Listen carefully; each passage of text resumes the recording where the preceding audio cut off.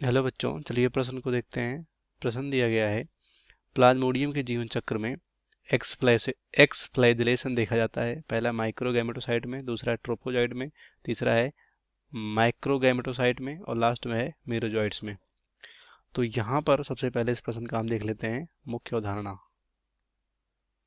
मुख्य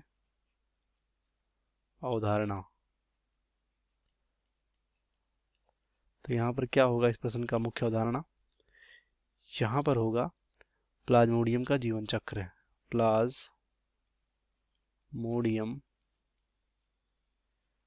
का जीवन चक्र, जीवन चक्र। तो इसमें प्लाज्मोडियम यहाँ पर क्या है? एक परजीवी है जो कि मलेरिया रोग उत्पन्न करता है मानव में।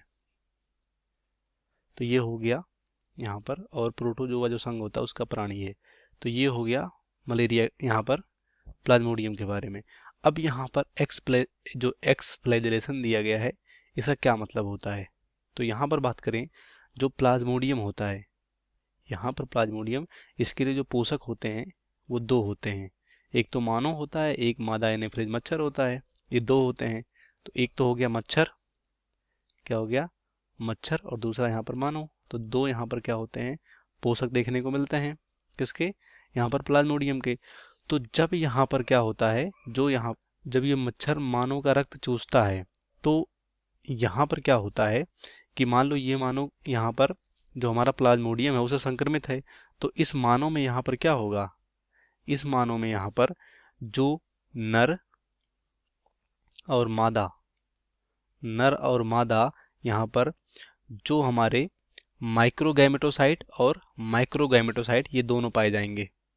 मतलब जो हमारा यहाँ पर, जब इस मच्छर ने मानव का रक्त चूसा, तो यहाँ पर जब रक्त को ये चूस रही थी, तो यहाँ पर रक्त में क्या होगा? रक्त में यहाँ पर दोनों, यानी नर और मादा, यानी हम क्या बोल सकते हैं यहाँ पर? दोनों। जैसे कि माइक्रो माइक्रो गैमेटोसाइट,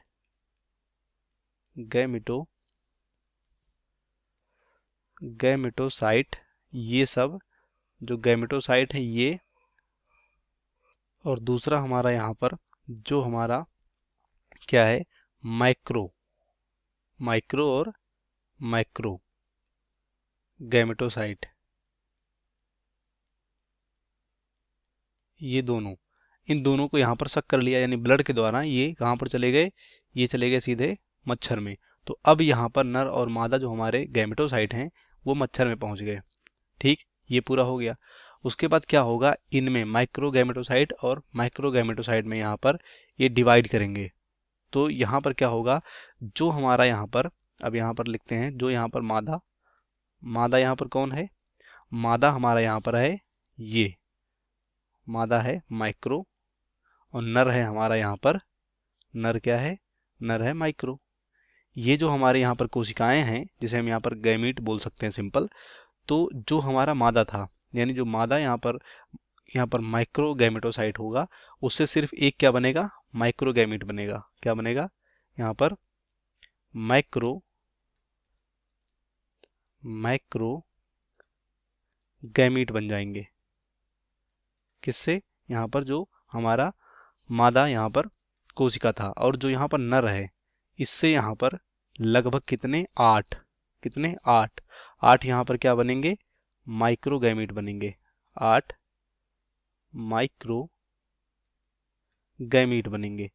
तो जब यहाँ पर 8 माइक्रोगैमीट बन गए, तो जब ये आठों बनेंगे ना, तो यहाँ पर हर एक गैमीट, जो यहाँ पर फ्लैजला होता है ना, फ्लैजला जो रोम की तरह संरचना होता है, उसकी तरह ये माइक्रोगैमेट बनेंगे। और अभी ये जब आठों बनेंगे, तो इस माइक्रोगैमेटोसाइट के यहाँ पर कह सकते हो जो कोशिका होती है उससे लगे होते हैं।